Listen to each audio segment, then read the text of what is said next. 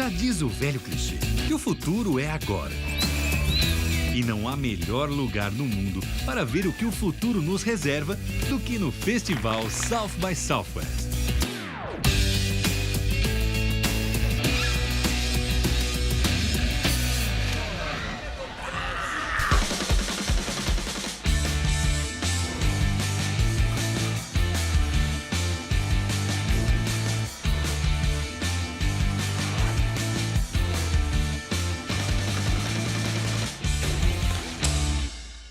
It's another big year for South by Southwest Interactive.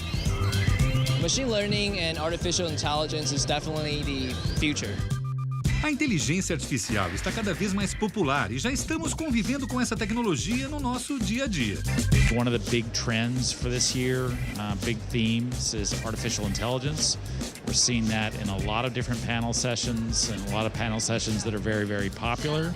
I think people are very curious about this new technology, very curious how it will impact their lives in positive ways and maybe less positive ways also. People are starting to see it in their lives and realizing as they use it for very consumer-driven usages. Like I said, the photos, the maps, all those types of applications. And then I think what's been fun for us is to also see it transitioning into more business usages as well. I think we're really just at the tip of the iceberg on what this stuff can do. I mean, we're seeing more and more chatbot functionality. South by Southwest has a chatbot this year. We're seeing things like Alexa from Amazon.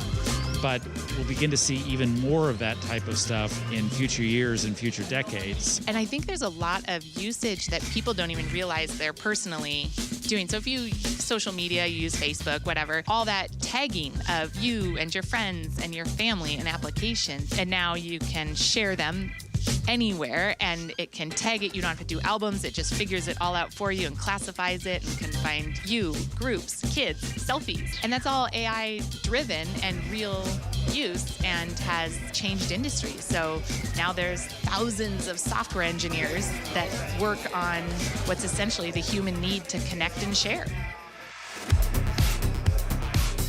E as indústrias já estão usando a inteligência artificial em sua maquinária, com aparelhos como este braço robótico que aprende com o toque humano.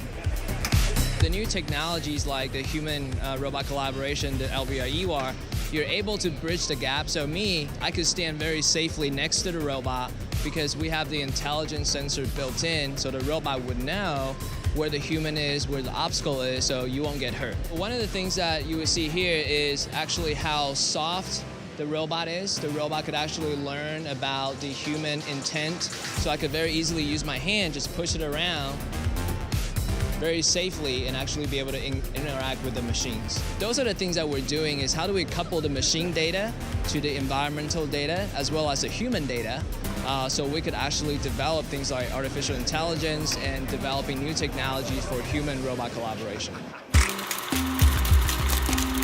A grande discussão deste ano em South by Southwest é o uso da inteligência artificial no transporte.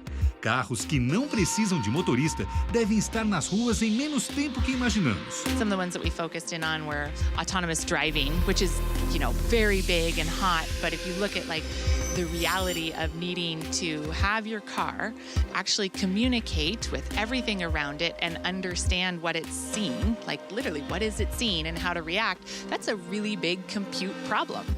Na casa da Intel, o público pôde ver como funciona a tecnologia usada nos carros de direção autônoma. You could hold up tons of different items or a physical item and it would tell you what it was seeing instantaneously and its confidence level.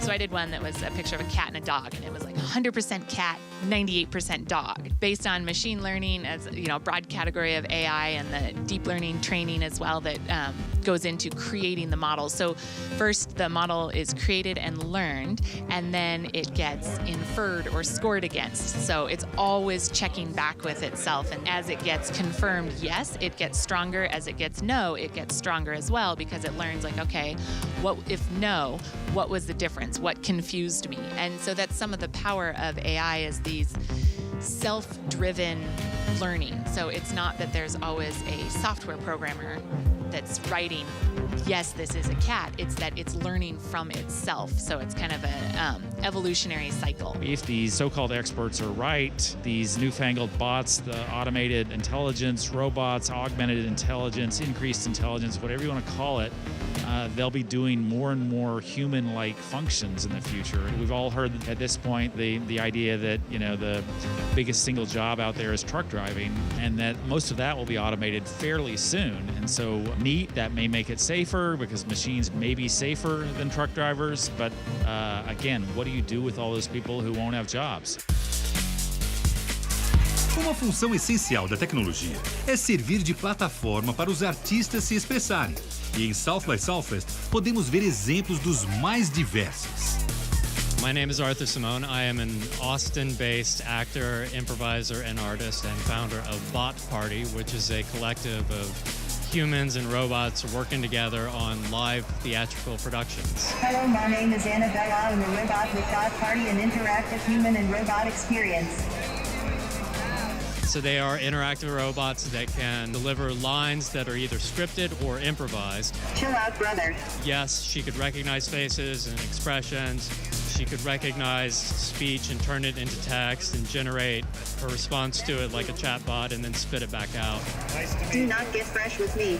There is a notion of algorithmic theater where you can basically put two chatbots talking to one another and they'll just go down the rabbit hole in what they want to talk about. So the challenge is to keep it relevant, to keep it pertinent, to understand the context of what's going on. It's a very high-tech way of delivering really silly jokes. Could you help me find a gun? My degree is in classical music. I play the viola professionally. And left to my own devices, the sort of music I compose is a little bit strange, and I really could just never find a drummer that wanted to play the same kind of music that I play. My wife joins me in the project. It's called Pony Trap. So at some point, we just decided that we could build a drummer. And it goes. You can see on the laptop how it's written as notation. So each one of these notes just represents a stick on the machines, and then that notation stores into a file like this, and our software grabs that file and turns it into ons and offs.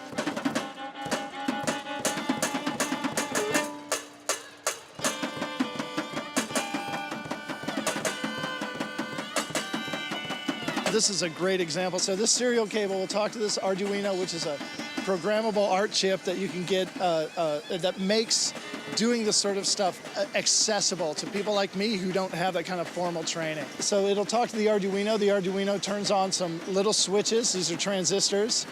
And in this case, that just runs the motor directly. On the bigger machines, because we're running more power,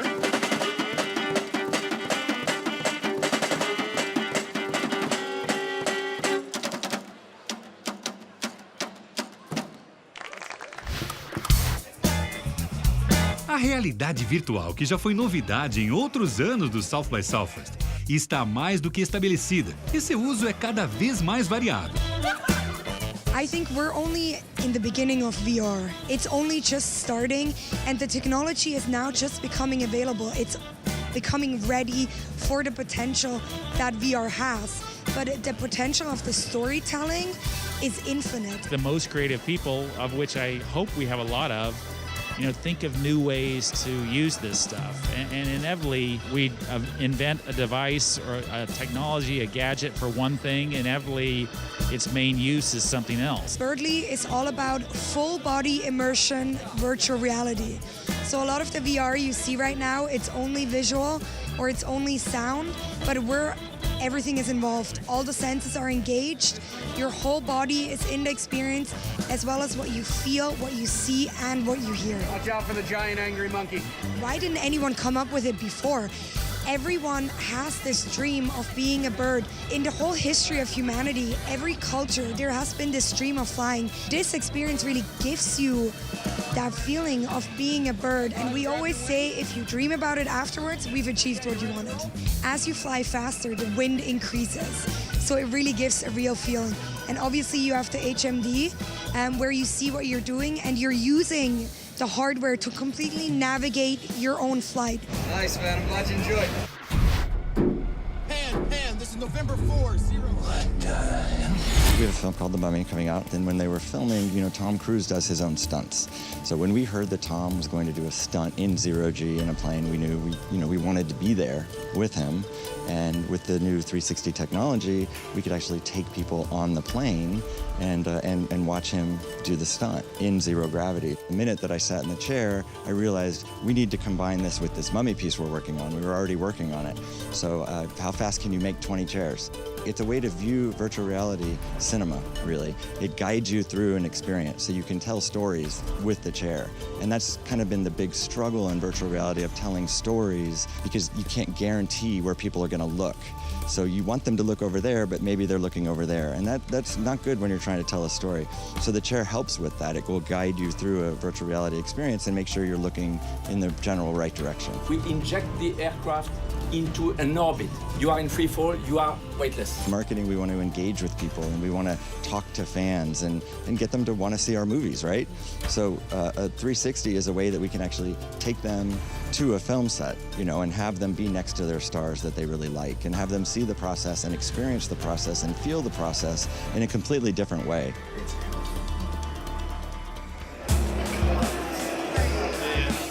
Started out, it was just like a flat video piece that I worked on, and it was showing at a gallery, and they really, like a week before the show, really wanted something interactive. A lot of times you go into a museum and you're not allowed to touch anything, right? And now you can do the opposite. You can get inside of it, you can play with it, you can interact with it directly, which is really cool. And I think the other thing for me about this work is that it looks kind of very abstract, and yet people have very strong feelings about it, and I don't know, immersing people in color and how does this affect our senses and how does this work on people is a really interesting area.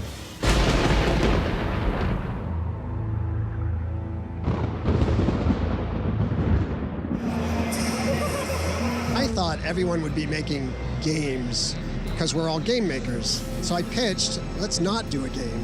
Let's do some kind of narrative experience.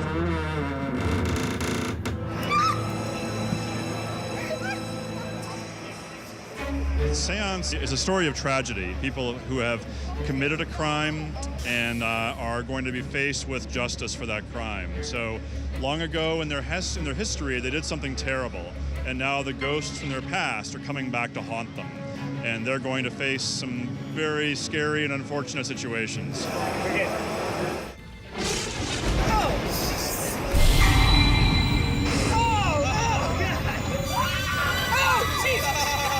If they've been able to keep it on for 20 minutes and not rip it off screaming, then like you did, then I think that'll be just fine.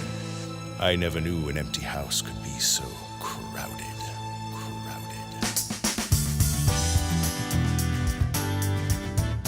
Outro grande assunto em South by Southwest foi o uso da inteligência artificial na saúde. I think also what's popular and a lot of momentum is the various health-related sessions. We were lucky enough yesterday to have former Vice President Joe Biden talk about cancer. My name's Joe Biden. I am Jill Biden's husband. That was the only thing I've seen so far, but very, very moving. I had tears in my eyes by the end of his talk. Guess what? The only bipartisan thing left in America is the fight against cancer. Thank you all. The other area in AI for Good where we've invested a lot is in cancer, personalized treatments for cancer. So we have a goal that by 2020, all in one day, you'd be able to get your genome sequenced and your tumor images mapped and compared to literally hundreds of thousands of other people that are like you and have the same tumor, and then come up with a very personalized treatment plan, but all in a day, instead of it taking months and specialists and so many appointments. So really democratizing access to better healthcare. O interesse por tecnologia começa desde cedo. Em South by Southwest, brincar com robôs é coisa banal. We're selling a smartphone kit called Bots Alive that takes these hexbug spiders, they're remote control toys, and makes them come to life, makes them artificially intelligent. They solve mazes, they'll be teachable, and it supports 2 robots, and they'll compete, race, and interact socially. We're intentionally making the artificial intelligence to be unpredictable. You have like a vague idea of what it's going to do, but it will often surprise you. So we have a pretty developed technology program at Anderson High School to where there are 20 different engineering courses. It's really important to get a jump start on teaching important skills if we're going to produce more engineers and teach real technology that's important for us to be leading the way in innovation and to solve a lot of our real-world problems. E as meninas também são estimuladas a se interessar por tecnologia. Chick Tech is a local nonprofit that focuses on getting high school girls interested in a career in tech. And we're interested in particular in the girls whose parents maybe aren't pushing them this way or who don't have this opportunity any other way without our free programming. And I am finding a lot of girls coming to us and saying, we want to participate, we want to be part of this program. Those girls, they're not exactly our audience because we're trying to get the girls who aren't interested. And so what we do with those girls that are so excited and want to learn is we bring them in as volunteers and then they help their peers in these workshops. And so we get, them being taught by their peers so that hopefully it builds their confidence and shows them that other girls like them can do this work. I have been at Intel for 16 years, and I do remember distinctly remember starting on a team of all men, supporting a group of all men in all men meetings, and sitting there at 22 years old being like, this is kind of strange. Like, I haven't had this experience in my life before where you're the only one. And it really is kind of those defining moments, and you say, I wonder if this is the best thing. When you're the only one, it can be harder to get your voice heard. It can be harder to have the seat at the table. And it can also be harder for groups to think creatively about solutions. I have really enjoyed, as I've risen to more senior positions, being able to give back and drive inside of Intel and in the industry as well, because it is so important to have diverse teams and women in technology as leaders. A HBO não poderia ficar de fora e fez o público usar a cabeça para escapar de salas temáticas. It's really cool. We got to develop an escape room for 3 of HBO's properties, Veep, Silicon Valley, and Game of Thrones. What happens is fans enter the Oval Office, the incubator from Ulrich's house and Castle Black, or the walls of Castle Black, and they have to solve a series of challenges within 5 minutes to try and ascend the throne at the end to win the game. Everybody's having a really good time. It's like silly, great, fan-based fun. The reactions have been really, really positive. I think everybody has enjoyed the surprises within the rooms.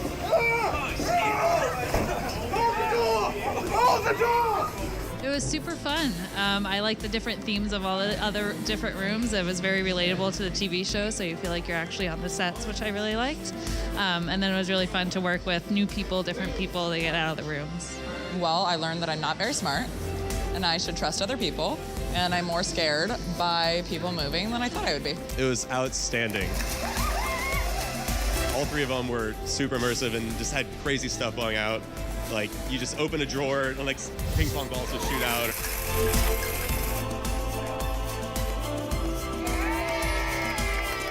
Definitely worth the wait, and also it's a good team building exercise. Yeah. We only beat the last 2 rooms. We only beat Game of Thrones and Silicon Valley. Veep was tough. In the end, you get to sit on the Iron Throne, which is like the biggest prize of all. It's what everybody wants to do.